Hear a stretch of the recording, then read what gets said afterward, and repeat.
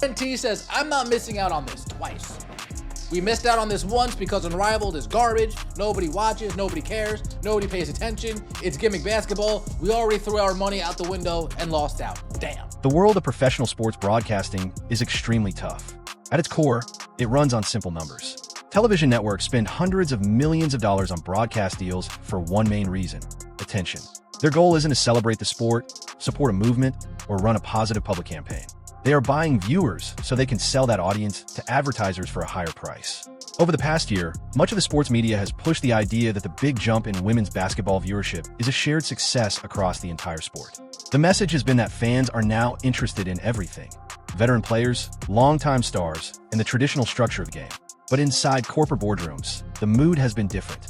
Network executives are looking closely at the numbers and facing a hard truth.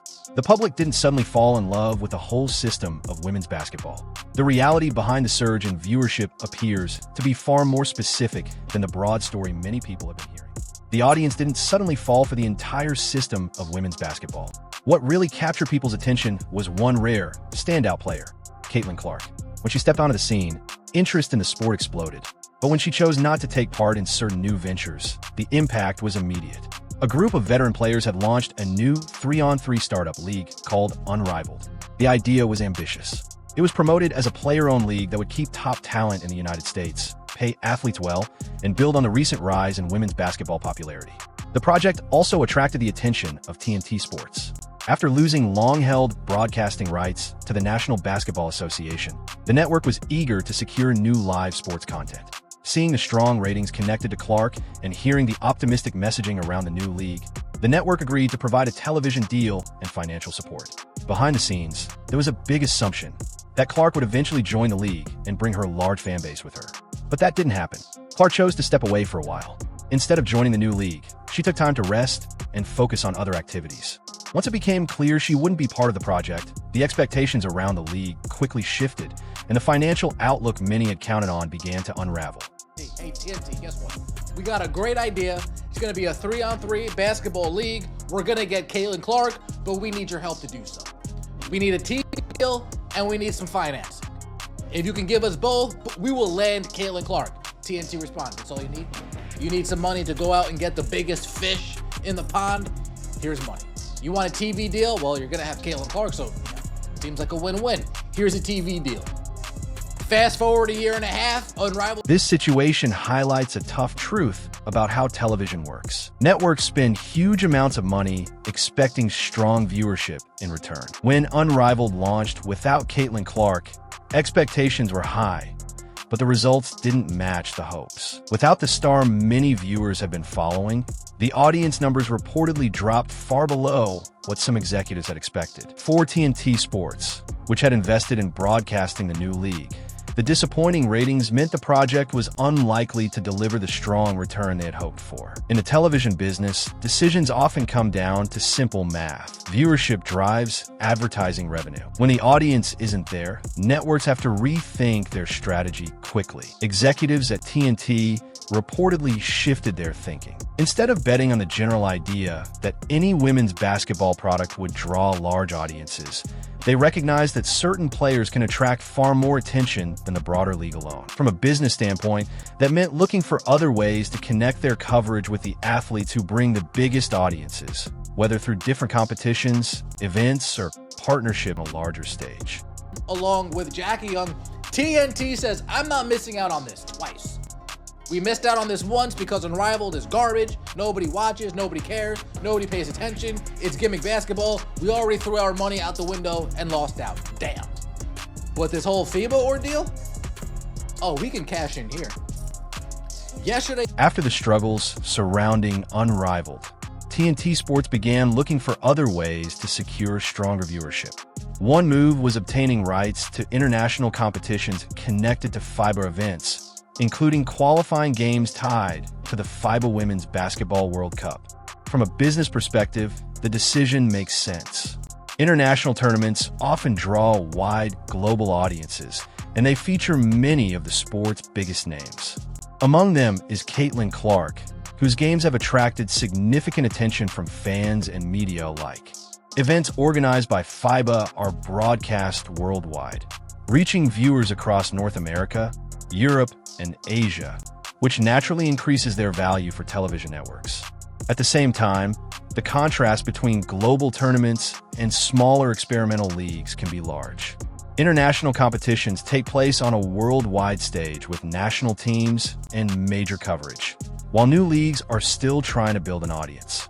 Another issue often discussed in professional basketball is player health. The sport is demanding, and athletes put repeated stress on their bodies through constant jumping, sudden stops, and fast directional changes. Because of this, injuries are always a concern, especially when players compete in multiple leagues or tournaments during the year. One player who has faced injury concerns is Aliyah Boston of the Indiana Fever. Boston is a key part of the team's lineup and often works closely on the court with Clark. As a strong presence in the front court and an important defender, her health is crucial for the team's success. Situations like this highlight the balance professional leagues must manage, expanding opportunities and exposure for the sport, while also protecting the long-term health of the athletes who make the game possible. Well, Aliyah Boston will no longer compete in the World Cup qualifiers after her right lower extremity injury in Unrivaled. Fever PR, Aliyah Boston will return to Indianapolis for further evaluation. Additional updates will be provided as they become available. Aliyah Boston got injured in Unrivaled. Reason number 762 why Unrivaled is a waste of every... Aliyah Boston reportedly suffered a lower body injury while playing in games connected to Unrivaled during the offseason.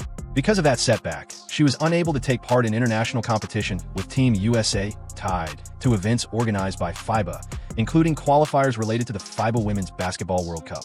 Boston is a key frontcourt player for the Indiana Fever and often plays alongside Caitlin Clark.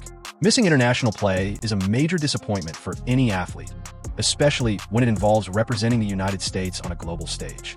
Her injury has also fueled debate about the risks athletes face when competing in additional leagues outside the main season. Basketball places heavy stress on the body, particularly the knees, ankles, and legs. Playing year-round can increase the chance of injury, especially for players who carry a heavy workload. At the same time, broader issues are developing within the Women's National Basketball Association. Discussions about the league's future, including pay structure and revenue sharing, have become more intense as the players' union and team owners prepare for upcoming labor negotiations. In professional sports, disputes like these can sometimes lead to work stoppages, such as strikes or lockouts. If that were to happen, league operations could pause temporarily. In many leagues, a shutdown affects more than just games. It can also disrupt team facilities, staff support, and other resources players rely on during the season.